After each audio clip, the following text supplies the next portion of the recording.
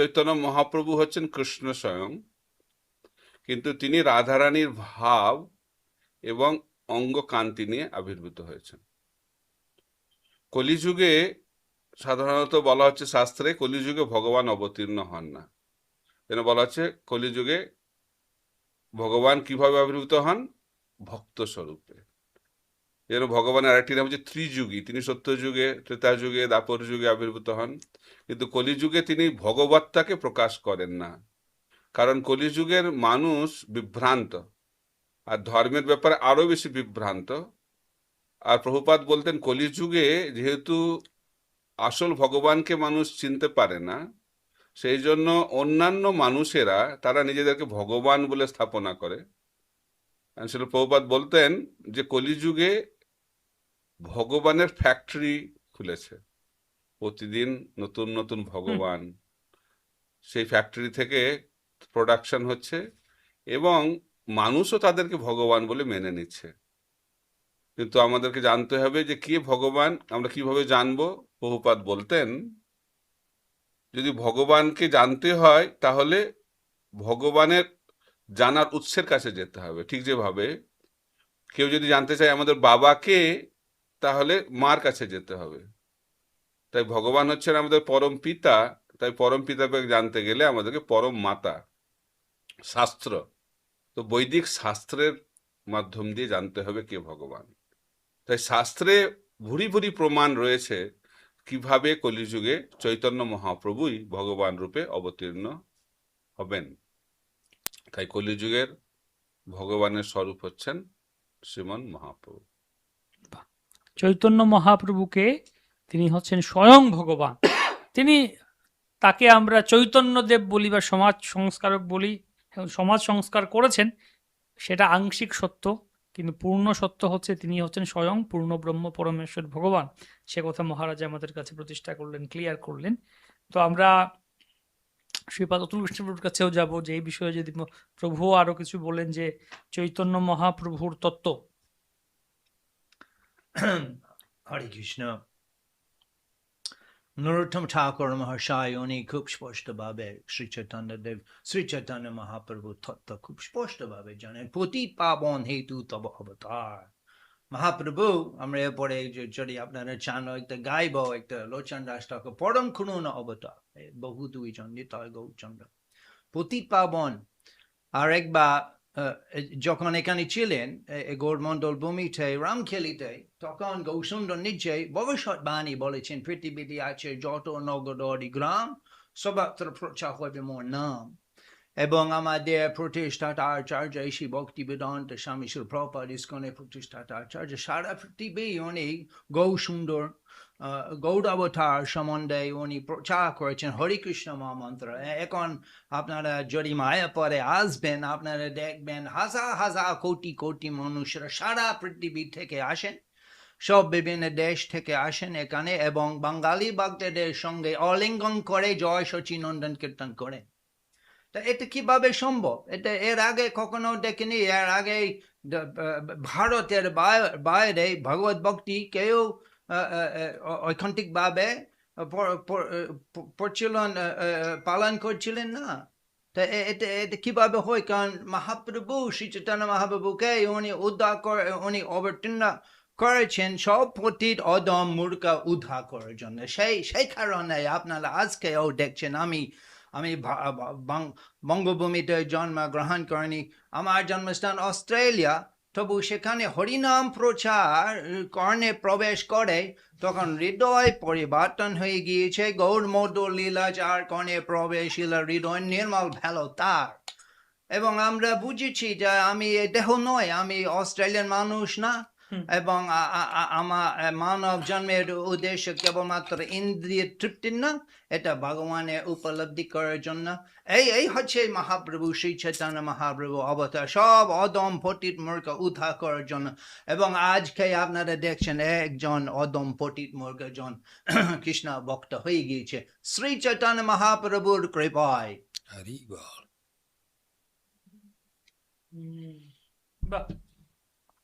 আমরা মহাপ্রভুর কৃপায় দেখতে পাই সারা বিশ্বের জীবাত্মাগণ সবাই ভক্তিতে আসছেন। অত্যন্ত চমৎকার ব্যাপার। তো আমরা দেখতে পাই কৃষ্ণকে সবাই চেনে, এমনকি সারা বিশ্বের লোকেরাও যদি ভারত মনে করে হ্যাঁ কৃষ্ণ বৃন্দাবন, বা সবাই বৃন্দাবনের কথা জানে, কৃষ্ণের কথা জানে, বিভিন্ন শাস্ত্রে আছে। মহাপ্রভুর কথা এত কোথাও নেই কেন, বা মহাপ্রভুকে এত শাস্ত্রে দেখি, শাস্ত্রে কোথায় মহাপ্রভুর কথা আছে তাহলে মহারাজ? মহাপ্রভুর আবির্ভাবের কথা শ্রীমদ্ ভাগবতে আছে, মহাভারতে আছে, পুরাণে আছে, উপনিষদে আছে। তো আমাদের একজন ভক্ত সমস্ত শাস্ত্রের প্রমাণ দিয়ে একটা আর্টিকেল লিখেছিলেন এবং প্রমাণ করেছিলেন কিভাবে চৈতন্য মহাপ্রভু শাস্ত্র অনুযায়ী তিনি হচ্ছেন কলিযুগে ভগবৎ স্বরূপ। তো কেন তার প্রচার নেই, তার কারণটা হচ্ছে মানুষ জানে না। কারণ তিনি আজ থেকে প্রায় 540 বছর আগে আবির্ভূত হয়েছেন। সত্য যুগে নৃসিংহ ভগবানের আবির্ভাব হয়েছিল, ত্রেতা যুগে রামচন্দ্র ভগবানের, দ্বাপর যুগে কৃষ্ণচন্দ্র ভগবানের। কিন্তু মহাপ্রভুর আবির্ভাব হয়েছে আজ থেকে প্রায় 540 বছর আগে।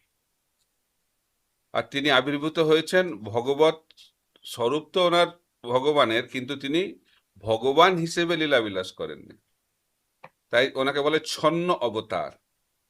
তিনি তার ভগবৎ স্বরূপকে আচ্ছাদিত করে রেখেছিলেন, কারণ তিনি এসেছিলেন রাধারানীর ভাব নিয়ে জগৎকে শেখাতে কি করে ব্রজবাসীরা কৃষ্ণকে ভক্তি করত। ব্রজের যে প্রেম ভক্তি সেটা কি সর্বশ্রেষ্ঠ, সেটাকে প্রচার করার জন্য তিনি নিজে দেখাচ্ছেন কিভাবে কৃষ্ণ ভক্তি করতে হয়। আর কৃষ্ণ ভক্তি করতে গেলে তো ভগবান হলে তো কৃষ্ণ ভক্তি কি করে করতে হয় সেটা শেখানো যাবে না। আর যদি ভগবান নিজে না শেখান তাহলে কলিযুগের মানুষ শিখতেও পারবেন না। কারণ ভগবান শ্রীকৃষ্ণ দাপর যুগের শেষে ভগবদ গীতা বলে গেলেন, সর্বধর্মান পরিত্যাজ্য মামেকং শরণং ব্রজ। তিনি বললেন যে আমার শরণাগত হও, কৃষ্ণচরণে শরণাগত হও। কিন্তু দেখা গেল যে কলিযুগের প্রারম্ভে মানুষ বুঝতেই পারছে না কিভাবে শরণাগত হবে কৃষ্ণের চরণে। তখন কৃষ্ণচন্দ্র ভগবান ভাবলেন যে আমাকে দেখাতে হবে কি করে কৃষ্ণের চরণে শরণাগত হতে হয়। তো সেই কারণে সেই কৃষ্ণচন্দ্র ভগবান সর্বশ্রেষ্ঠ ভক্ত শ্রীমতী রাধারানীর ভাব নিয়ে আবির্ভূত হয়ে জগৎবাসীকে শেখালেন যে কি করে কৃষ্ণ ভক্তি করতে হয়। আর কলিযুগে কৃষ্ণ ভক্তি করার পন্থা হচ্ছে হরিনাম সংকীর্তন। এক একটি যুগে ভক্তি করার পন্থা এক এক রকম। সত্য যুগে ভক্তি করার পন্থা হচ্ছে ধ্যান বা অষ্টাঙ্গ যোগ। ত্রেতা যুগে ভগবানকে আরাধনা করার পন্থা হচ্ছে যজ্ঞ। দাপর যুগে হচ্ছে মন্দিরে বিগ্রহের উপাসনা। কিন্তু কলিযুগে বলা হচ্ছে হরের নাম হরের নাম হরের নামই কেবলম কলৌ নাস্তেব্য নাস্তেব্য নাস্তেব্য গতিরন্যথা। তাই কলিযুগে যুগধর্ম অর্থাৎ ভগবানকে আরাধনা করার পন্থা হচ্ছে হরিনাম সংকীর্তন। এবং যখন ভগবান আবির্ভূত হন তখন তিনি ধর্মকে স্থাপনা করেন। ভগবদ্গীতে বলা হচ্ছে পরিত্রাণায় সাধুনাং বিনাশায় চ দুষ্কৃতাম ধর্ম সংস্থাপনার্থায় সম্ভব আমি যুগে যুগে। তো কৃষ্ণ ভগবদ্গীতা বলছেন যে তিনি আবির্ভূত হন প্রতি যুগে, কেন? ধর্মকে স্থাপনা করার জন্য। তো সেই ভগবদ্গীতার বাণী অনুযায়ী চৈতন্য মহাপ্রভু কলিযুগে আবির্ভূত হয়ে কলিযুগের যে যুগ ধর্ম হরিনাম সংকীর্তন সেটাকে স্থাপনা করলেন। এবং তিনি ভবিষ্যৎবাণী করলেন, পৃথিবীতে আসে যত নগরাদি গ্রাম সর্বত্র প্রচার হইবে মোর নাম।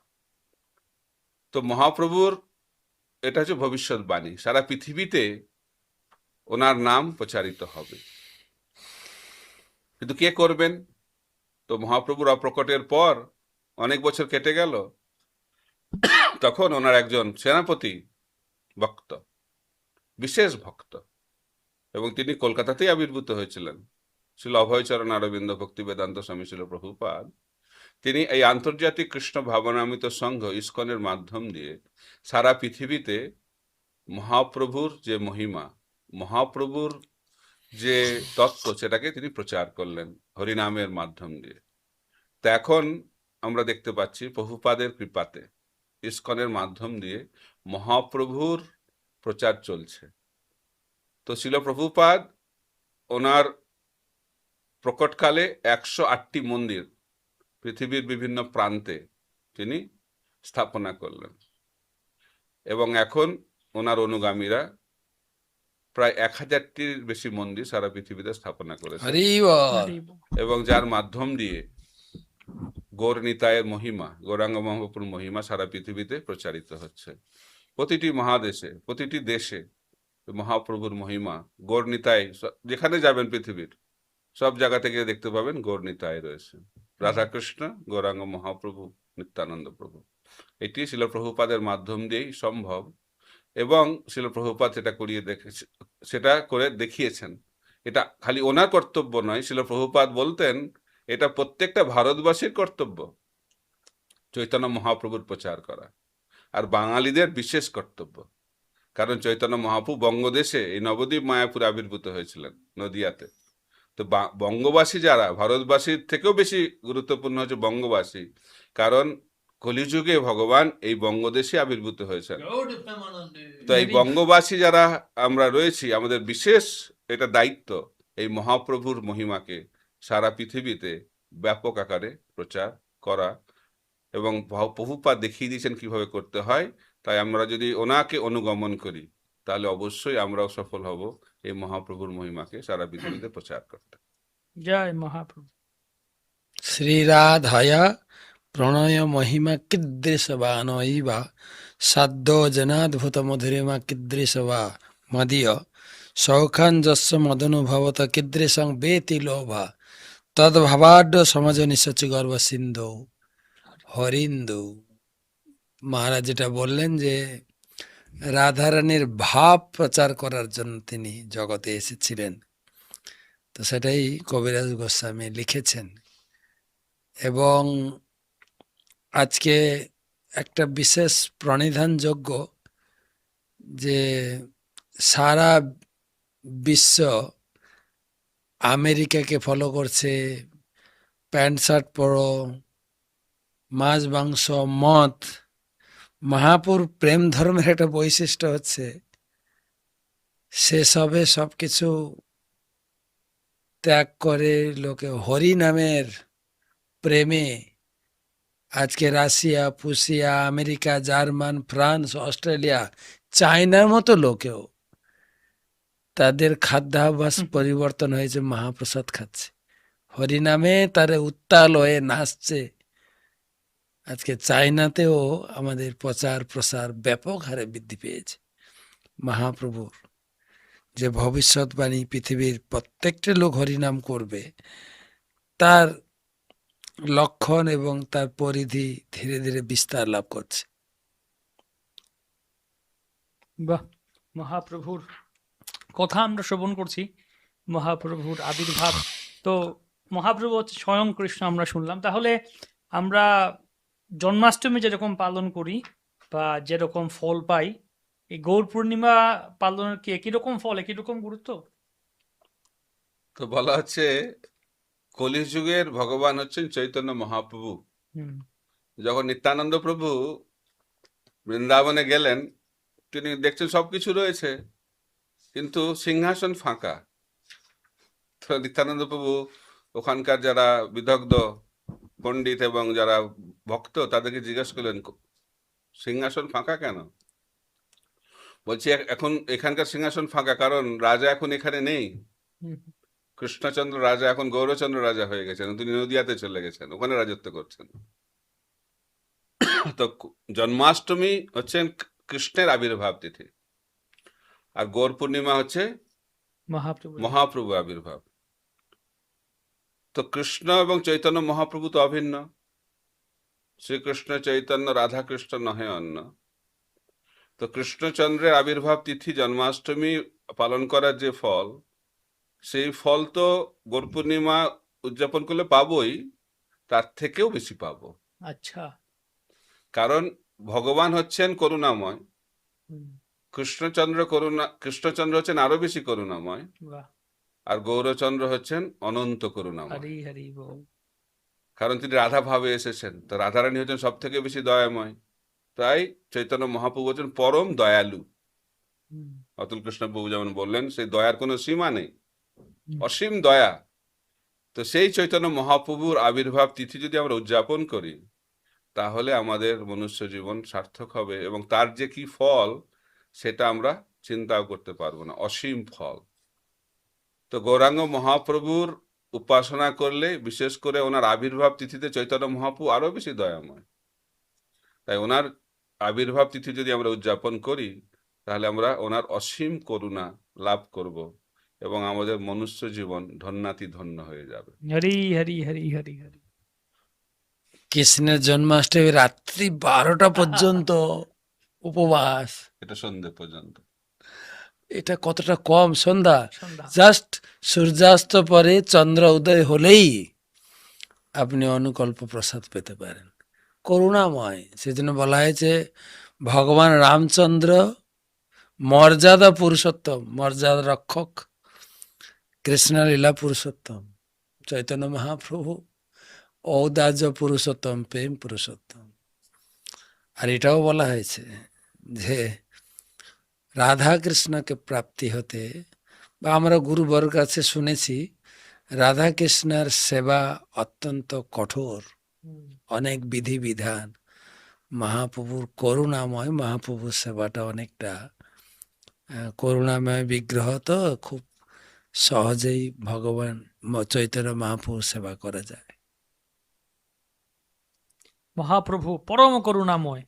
তো এই পরম করুণাময় এই কথা থেকে একটা প্রশ্ন এলো মাথায়, যে আমরা মহাপ্রভুর যে একটা ঠিক আছে, একটা একটা ধারণা আমরা করি বা একটা ইমেজ, আচ্ছা পরম করুণাময়, তো কোনো কোনো জায়গায় দেখা গেল হ্যাঁ মহাপ্রভু অনেক পরম করুণা করার জন্যই তো এসছেন।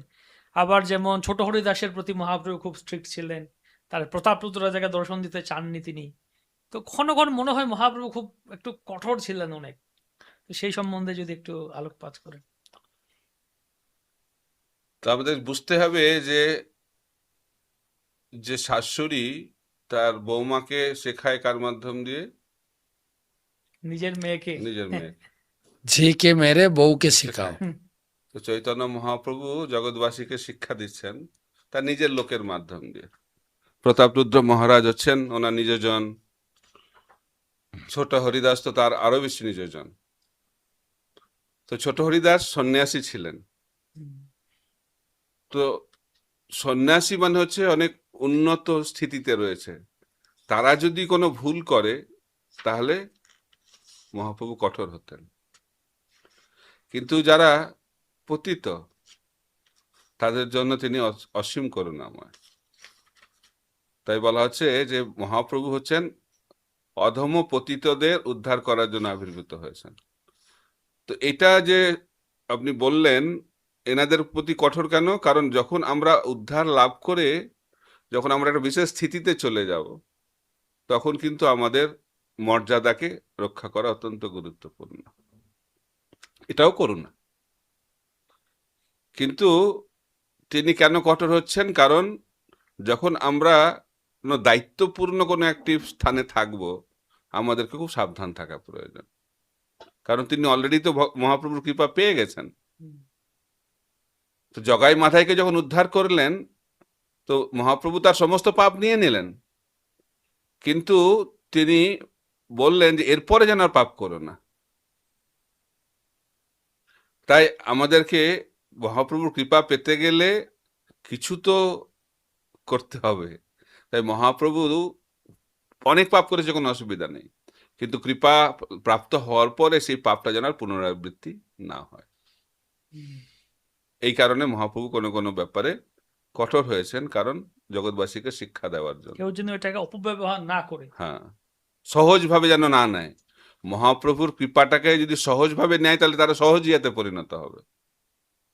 যখন আমরা ভক্ত হয়ে যাই, অর্থাৎ মহাপ্রভুর কৃপা লাভ হয়ে যাওয়ার পরে যে পাপ কর্ম আমরা করতাম, যে খারাপ কাজ আমরা করতাম, সেটা যেন পুনরাবৃত্তি না হয়। সেই কারণে মহাপ্রভু এই সমস্ত ক্ষেত্রে কঠোর ছিলেন। দেখ, খুব সুন্দর একটা ব্যাপার আমাদের শোনালেন। সেই ক্ষেত্রে এর সঙ্গে আরেকটু এড করি মহারাজ, যে এটাও মনে হয় বা প্রশ্ন আসে যে মহাপ্রভু জগৎকে করুণা করছেন, কিন্তু এই যে মহাপ্রভুর একটা আরেকটা দিক মনে হয় খুব স্ট্রিক্ট ছিলেন বা একটু দয়া করেননি, যেমন উনি উনার নিজের স্ত্রীকে ছেড়ে চলে গেলেন, মা কান্না করছেন, সবাই যেমন কথা হয়, পালা গান হয়, নিমাই সন্ন্যাস কে দেহা নিমাই, আমার নিমাই চলে গেল, তো সবাই করুণ কান্না করে, এরকম একটা ভাব যে মহাপ্রভু এত কঠোর ছিলেন, মায়ের প্রতি ফিরেও তাকাননি, স্ত্রীর প্রতি ফিরেও তাকাননি, নবদ্বীপবাসীরা কান্না করতেন, সবাই মূর্ছিত হয়ে গেছেন, মহাপ্রভু সবাইকে ছেড়ে ছুড়ে চলে গেছেন। তো ওনার যে যে সন্ন্যাস নিয়েছেন, এই বিষয়টা যদি একটু ব্যাখ্যা করে, কেন সন্ন্যাস ছিলেন বা এই লীলাটার বৈশিষ্ট্য। এটা তো অত্যন্ত গুরুত্বপূর্ণ একটি পদক্ষেপ মহাপ্রভুর। তো মহাপ্রভু 48 বছর এই জগতে প্রকট ছিলেন।